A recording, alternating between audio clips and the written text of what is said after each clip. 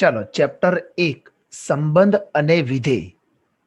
હવે આપણે આ ચેપ્ટરના એમસીક્યુ જોઈશું જે તમારે ગુજકેટ અને ગુજરાત બોર્ડ આ બંનેમાં કામ આવશે. ઓકે, ચાલો નંબર 1 જોઈએ. જો z પર a star b equal to a square plus b square આપેલા હોય તો 2 સ્ટાર 3 સ્ટાર 4 ઇક્વલ ટુ ખાલી જગ્યા. ચલો આપણને અહીંયા એવું કીધેલું છે કે a star b equal to a square plus b square આપેલા છે. તો સ્ટાર ફંક્શન શું દર્શાવે છે કે a અને b ના વર્ગોનો સરવાળો. હવે આપણે કિંમત શોધવાની છે 2 સ્ટાર 3 સ્ટાર 4. તો સૌ પ્રથમ 2 સ્ટાર 3 ની કિંમત મેળવી લઈશું આપણે. તો a સ્ટાર b ની જગ્યાએ મૂકીશું 2 સ્ટાર 3. તો અહીંયા આવશે 2 નો વર્ગ પ્લસ 3 નો વર્ગ. અહીંયા મળી જશે 4 વત્તા 9 એટલે મળશે આપણને 13. હવે એના પછી એવું કીધું છે કે 2 સ્ટાર 3 સ્ટાર 4 આપણે આની કિંમત મેળવવાની છે. તો 2 સ્ટાર 3 એની કિંમત મેળવીએ આપણે 13. તો 13 સ્ટાર 4. તો હવે આને આપણે ફરીથી આ પરિણામની અંદર મૂકવાનો પ્રયત્ન કરીએ. તો a સ્ટાર b ની જગ્યાએ મુકાશે a square plus b square. તો તે જ રીતે 13 સ્ટાર 4 ઇક્વલ ટુ શું બની જશે તો 13 નો વર્ગ પ્લસ અહીંયા આવશે 4 નો વર્ગ. તો 13 નો વર્ગ થશે 169 પ્લસ 16. તો હવે આપણે આ બંનેનો સરવાળો કરીશું તો મળી જશે 185. તો આન્સર મળશે ઓપ્શન નંબર સી. ચાલો આમાં જુઓ, જો Q પ્લસ પર a star b equal to ab upon 2 આવું વ્યાખ્યાયિત હોય તો સ્ટાર માટે તટસ્થ ઘટક ખાલી જગ્યા છે. હવે આપણે જાણીએ છીએ કે તટસ્થ ઘટક તરીકે આપણે ઈ ધારતા હોઈએ છીએ. તો લખી દઈએ કે ધારો કે સ્ટાર પરનો તટસ્થ ઘટક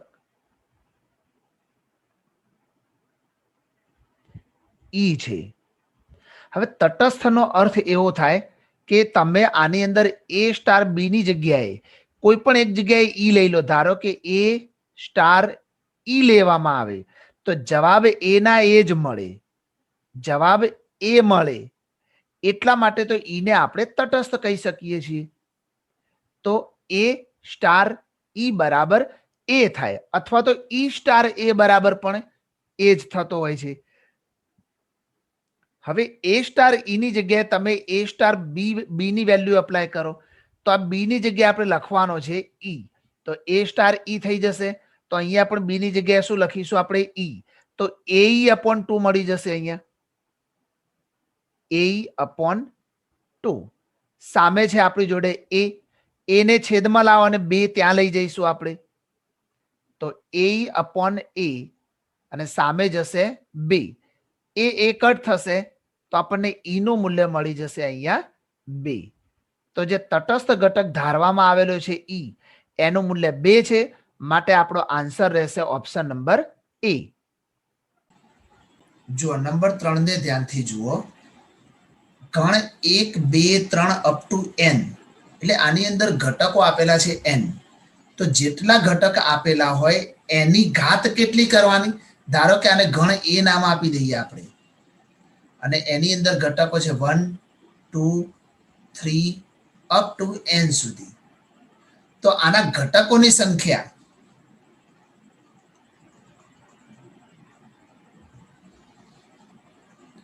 અને એની ઉપર આવશે number of a cross e. આવી એની ફોર્મ્યુલા તૈયાર થઈ જાય. ઘટકોની સંખ્યા n આપેલી છે. હવે ઉપર શું આવશે number of a cross a નો મતલબ થશે number of a into number of e. હવે અહીંયા તમે જો નંબર ઓફ a કેટલા આપેલા છે. નંબર ઓફ a નો અર્થ એવો થાય કે ગણ a ના ઘટકોની સંખ્યા એ આપેલી છે n. તો ઉપર આવશે n ની n ઇન્ટુ n. હવે n ઇન્ટુ n નો મતલબ n સ્ક્વેર ઘાત થાય. તો n ની n સ્ક્વેર ઘાત તો આન્સર મળી જશે આપણને અહીંયા ઓપ્શન નંબર બી. નંબર 4 જોઈએ. n પર a star b equal to a raise to b, તો સ્ટાર એ ખાલી જગ્યા. આપણને એક શરત આપી છે કે a સ્ટાર b બરાબર a રેસ ટુ b. તો આપણે 4 ઓપ્શન જોઈએ તો ખબર પડશે કે એમાં સમક્રમી અથવા તો જૂથના નિયમ આ બંનેની વાત કરવામાં આવેલી છે. તો આપણે જોઈ લઈએ કે સમક્રમી છે કે નહીં, જૂથના નિયમનું પાલન કરે છે કે નહીં. એના પછી આપણે 4 ઓપ્શનમાંથી આપણે સાચો ઓપ્શન પસંદ કરીશું. તો સૌપ્રથમ a star b equal to a raise to b. હવે આને ઉલટું કરી નાખીએ, b સ્ટાર a કરીએ તો અહીંયા શું થઈ જશે, b રેસ ટુ a થઈ જશે. આનો મતલબ શું છે, a સ્ટાર b શું કહે છે કે જે પહેલી સંખ્યા હોય એની ઘાત બીજી સંખ્યા થાય. તો b સ્ટાર a થઈ જાય તો પહેલી સંખ્યા b બની જાય અને એની ઘાતમાં કોણ આવશે, બીજી સંખ્યા a. હવે a star b sorry a raise to b does not equal to b raise to a. જોઈ શકાય છે કે આ બંને સમાન નથી. તો એનો અર્થ શું થઈ ગયો કે સમક્રમી નથી. તો ચાલો સમક્રમી નથી. હવે ચેક કરીએ જૂથના નિયમનું પાલન કરે છે કે નહીં. તો એના માટે આપણે ત્રીજા એક ગણની જરૂર પડે. તો a સ્ટાર b કૌંસ કરી દઈશું અને સ્ટાર c લઈશું અને એવી જ રીતે a star b star c, પરંતુ એનો કૌંસ આવશે પાછળ b સ્ટાર c માં. હવે અહીંયા જોઈએ તો a સ્ટાર b નો અર્થ શું થાય કે પહેલી સંખ્યાની ઘાત બનશે બીજી સંખ્યા. તો a raise to b star c. ફરીથી બંને વચ્ચે સ્ટાર આવ્યો તો જે પહેલી સંખ્યા છે a રેસ ટુ b એની ઘાત કોણ બની જશે, c બની જશે. તો આનો મતલબ થશે a raise to b raise two c. હવે આ બાજુ જોઈએ આપણે તો અહીંયા a star as it is રહેશે, પણ b સ્ટાર c નો અર્થ થશે કે b ની પાવર c. ફરીથી બંને વચ્ચે સ્ટાર આવી ગયું તો a રેસ ટુ b ની c ઘાત. તો આનો અર્થ થઈ જશે a raise to b raise two c. તો ધ્યાનથી જો કે બંનેના આન્સર કેવા મળે છે, આપણને સેમ ટુ સેમ મળી જાય છે. તો એનો અર્થ શું થયો કે જૂથના નિયમનું પાલન કરે છે. આપણે જૂથ ચેક કર્યું તો ખબર પડી ગઈ કે ભાઈ જૂથના નિયમનું પાલન કરે છે.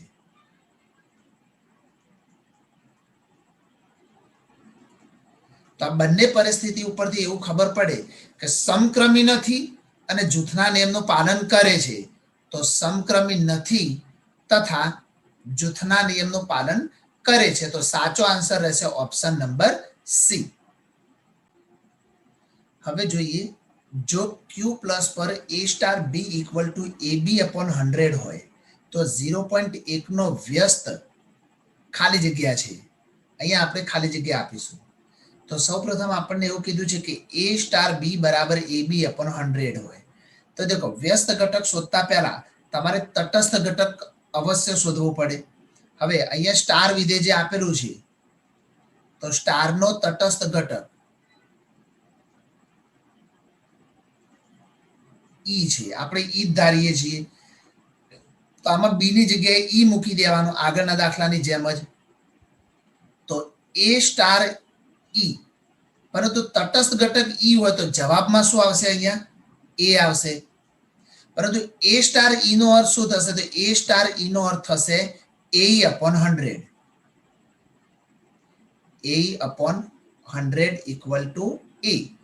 એ ઉડી જશે એટલે 100 ત્યાં જશે તો ઈ બરાબર આપણને મળી જશે અહીંયા 100.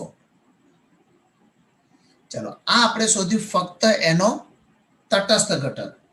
અને હવે જે તટસ્થ ઘટક હોય એનો મતલબ શું થાય, દેખો ધારો કે આપણે 0.1 નો વ્યસ્ત શોધવો છે તો આપણે જાણીએ છીએ કે 0. ધારી લઈએ ચાલો કે 0.1 નો વ્યસ્ત ઘટક, આ a ની જગ્યાએ આપણે a ડેશ છે એવું ધારી લઈએ, a ડેશ. હવે જે બે તટસ્થ ઘટક હોય, સોરી બે વ્યસ્ત ઘટક હોય તો બંનેનો ગુણાકાર શું થાય. સપોઝ તમે જાણો કે 1 અને એનો વ્યસ્ત, સોરી અહીંયા 5 અને એનો વ્યસ્ત 1/5, આ બંને છેદ ઉડી જાય તો વધે શું? એક. એક શું છે? ગુણાકાર માટે તટસ્થ ઘટક. તો એ રીતે 0.1 નો વ્યસ્ત ઘટક એ ડેશ હોય તો એ બંનેનો ગુણાકાર એટલે કે 0.1 ગુણ્યા ગુણ્યા એટલે આપણું સ્ટાર વિધેય આપેલું છે અહીંયા એ ડેશ, અને આ બંનેનો ગુણાકાર શું થઈ જાય? તટસ્થ સંખ્યા ઈ. જેમ અહીંયા તમે જુઓ 5 અને એનો વ્યસ્ત બંનેનો ગુણાકાર શું થઈ ગયો? તટસ્થ સંખ્યા 1. એ રીતે 0.1 સ્ટાર ફંક્શન અહીંયા ગુણાકાર સ્વરૂપે છે અને એ ડેશ બંને એકબીજાના વ્યસ્ત છે તો ગુણાકારમાં થશે ઈ. ઈ એટલે તટસ્થ ઘટક. હવે બંને વચ્ચે સ્ટાર ફંક્શન હોય તો સ્ટાર ફંક્શનની વ્યાખ્યા શું કહે છે કે બંનેનો ગુણાકાર કરીને 100 વડે ભાગી લો. તો અહીંયા શું થશે?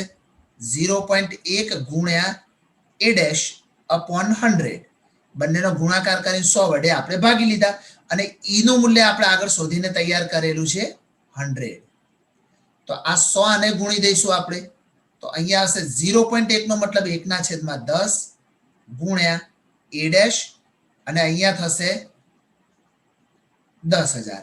હજુ 10 ગુણી લઈએ આપણે એટલે એ ડેશ મળશે આપણને 1 2 3 4 ને 5 0 થઈ જશે એટલે કે 1 લાખ મળી જશે.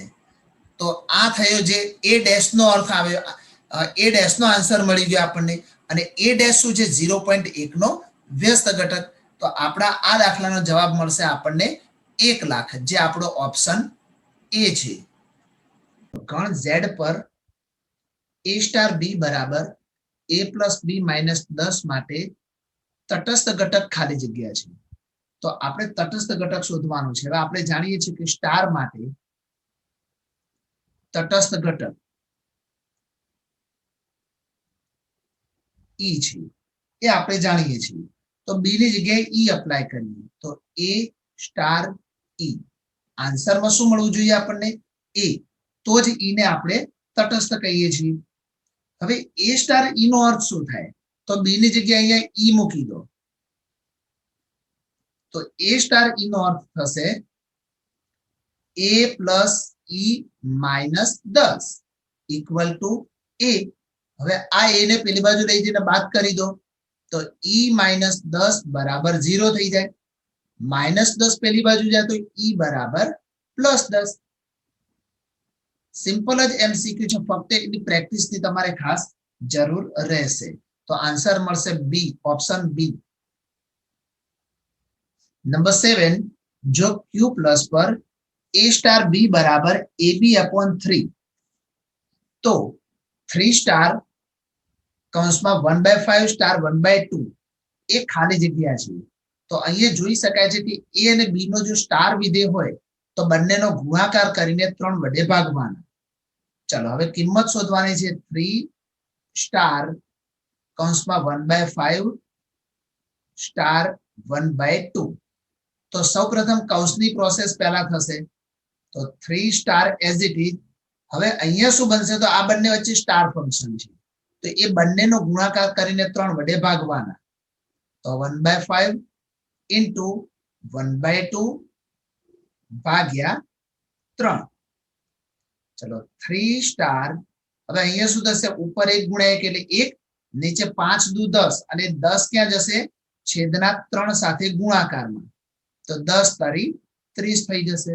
ફરીથી બંને વચ્ચે સ્ટાર વિધેય આવ્યું તો ફરીથી બંનેનો ગુણાકાર કરીને 3 વડે ભાગી લઈશું.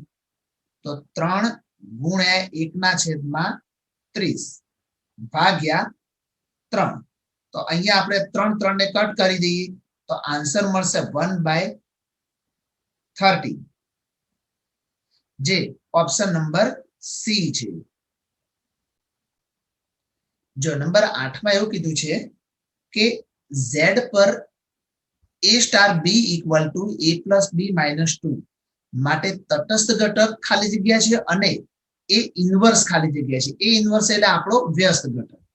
ઓકે, આટલું આપણે શોધવાનું છે. હવે ધારો કે તટસ્થ ઘટક, ધારો કે તટસ્થ ઘટક ઈ છે તો આપણે શું કરીશું? બી ની જગ્યાએ ઈ મૂકી દઈશું અહીંયા તો આપણને મળશે a સ્ટાર ઈ. પહેલા તો આ બંનેનો સ્ટાર વિધેય શું મળશે આપણને? એ મળશે. કેમ? કે ઈ પોતે તટસ્થ છે, પરંતુ એ સ્ટાર ઈ નો અર્થ શું થાય? તો એ સ્ટાર ઈ નો અર્થ થશે a પ્લસ ઈ માઇનસ 2. સામે તો એ છે જ, આ એ પેલી બાજુથી માઇનસ થઈ જાય એટલે ત્યાં 0 થશે, તો ઈ માઇનસ 2 ઇક્વલ ટુ 0. તો આપણને મળશે ઈ બરાબર 2. તો ઈ એટલે એનો તટસ્થ ઘટક છે અને એ મળી જશે આપણને 2. ચાલો, આવા ઓપ્શન એ અને ડી એવા બે ઓપ્શન છે. તો હવે આપણે શોધવાનું છે એ ઇન્વર્સ. તો લખી શકાય કે એ નો વ્યસ્ત એ ઇન્વર્સ છે અથવા એ ની -1 ઘાત છે. હવે વ્યસ્ત હોય તો બંને વ્યસ્ત વચ્ચેનું સ્ટાર વિધેય એ તો અચળ થાય, એ આપણે જાણીએ જ છીએ. જો બે સંખ્યાઓ વ્યસ્ત હોય તો એ ગુણ્યા એ ની -1. અહીંયા ગુણ્યાનો મતલબ આપણે હમણાં સ્ટાર વિધેય લેવાના છીએ, બરાબર? અને એમનો આન્સર શું મળી જશે? આપણને ઈ મળશે. હવે એ સ્ટાર એ ડેશ અથવા એ ઇન્વર્સ, તો તમે ઈ ની જગ્યાએ એ ઇન્વર્સ અપ્લાય કરો તો મળશે શું આપણને? અહીંયા બી ની જગ્યાએ એ ઇન્વર્સ મૂકી દો તો એ પ્લસ એ ઇન્વર્સ -2. પરંતુ સામે ઈ નું મૂલ્ય શોધીને તૈયાર કરેલું છે આપણે 2, તો -2 આની અંદર એડ થશે તો એ પ્લસ એ ઇન્વર્સ બરાબર 4. આપણે શોધવાના એ ઇન્વર્સ છે તો એ ને પણ પેલી બાજુ લઈ જઈશું તો એ ઇન્વર્સ બરાબર 4 - a. હવે આવો કયો ઓપ્શન છે જેની અંદર એ ઇન્વર્સ 4 - a આવે છે? તો ઓપ્શન એ, જેની અંદર ઈ બરાબર 2 અને એ ઇન્વર્સ બરાબર 4 - a મળી રહેશે આપણને. ચલો, એ અને બી બંને ક્યુ પ્લસમાં છે. એ સ્ટાર બી બરાબર ab/10 હોય તો 4 ઇન્વર્સ કેટલા થાય? 4 ઇન્વર્સ આપણે અહીંયા શોધવાના છે. દેખો, કોઈ પણ નો ઇન્વર્સ એટલે એનો વ્યસ્ત. વ્યસ્ત શોધતા પહેલા આપણે તટસ્થ ઘટક અવશ્ય શોધવું પડે. તો અહીંયા આપણે સ્ટાર વિધેય માટેની વાત કરીએ તો સ્ટાર માટે તટસ્થ ઘટક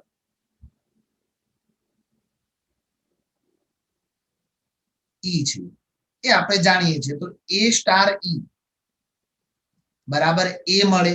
હવે અહીંયા બી ની જગ્યાએ ઈ અપ્લાય કરી દઈએ આપણે આમાં, તો આપણને આ બાજુ મળશે a/10 બરાબર a.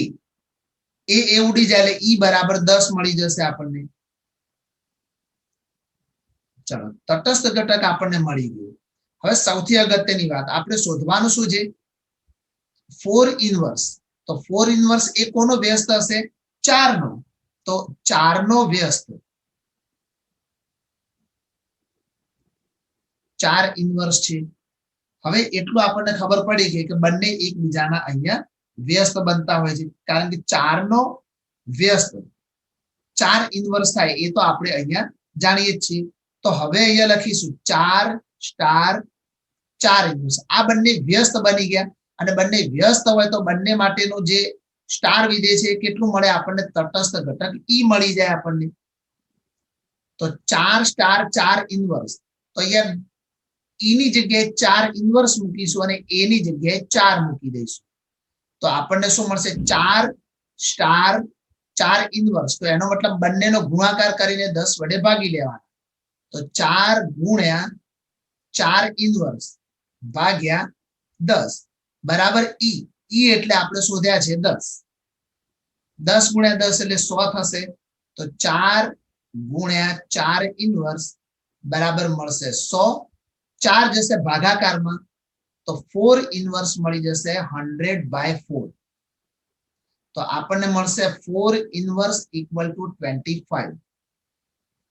ચાલો, તો આના આપણે ઓપ્શન લખ્યા નથી, પરંતુ આનો સાચો આન્સર આપણને મળી જશે 25. તો 4 ઇન્વર્સ આપણને મળી જશે અહીંયા 25.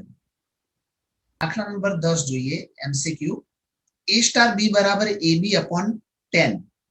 a અને b ક્યુ પ્લસમાં છે તો 5 સ્ટાર 8 ઇન્વર્સ એટલે કે 5 સ્ટાર 8 નો જે જવાબ આવે એનો આપણે અહીંયા વ્યસ્ત વિધેય શોધવાનું છે. હવે આપણે જાણીએ છીએ કે કોઈ પણનો વ્યસ્ત વિધેય શોધતા પહેલા આપણને ઈ ખબર હોવો જોઈએ. ઈ એટલે એનો તટસ્થ ઘટક. તો સ્ટારનો તટસ્થ ઘટક ઈ છે. તો આપણે આની અંદર અપ્લાય કરીએ તો a સ્ટાર ઈ બરાબર જવાબમાં મળે આપણને a. હવે બી ની જગ્યાએ ઈ મૂકી દઈએ તો અહીંયા પણ ઈ થાય. તો a upon 10 equal two a. A cut થઈ જાય તો આપણને ઈ બરાબર મળી જશે અહીંયા 10. ચલો ઈ મળી ગયા 10. અને હવે આપણે શોધવાનું છે 5 સ્ટાર 8 નો વ્યસ્ત. તો પહેલા તો 5 સ્ટાર 8 આનો આન્સર શું થાય એ જોઈ લઈએ. તો દેખો a ની જગ્યાએ 5 અને b ની જગ્યાએ 8 મૂકીએ તો બંનેનો ગુણાકાર કરીને 10 વડે ભાગવાના. તો 5 ગુણ્યા 8 ભાગ્યા 10. તો ઉપર 8 પંચા 40 ભાગ્યા 10 બરાબર મળશે 4. તો હવે આપણે 5 સ્ટાર 8 નું મૂલ્ય મળ્યું 4. તો 4 ઇન્વર્સ શોધવાના છે. એટલે તો ખબર પડી જ ગઈ આપણને 4 ઇન્વર્સ કેટલા થાય એ શોધવાના છે. તો આપણે જાણીએ છીએ કે 4 સ્ટાર 4 ઇન્વર્સ એટલે કે બંને એકબીજાની સાથે વ્યસ્ત હોય તો એનો આન્સર મળશે આપણને ઈ. હવે બંને વચ્ચે સ્ટાર વિધેય તો શું કરવું પડે? બંનેનો ગુણાકાર કરીને 10 વડે ભાગવા પડે. તો 4 into 4 inverse upon 10 equal to e. E એટલે આપણને ખબર છે 10 છે બરાબર. અહીંયા તો 10 ગુણ્યા 10 એટલે 100. તો 4 into 4 ઇન્વર્સ ઇક્વલ ટુ 100. હવે 4 ભાગાકારમાં જાય તો 4 ઇન્વર્સ મળી જશે આપણને 25. તો ઓપ્શન નંબર ડી એ આપણો સાચો જવાબ છે.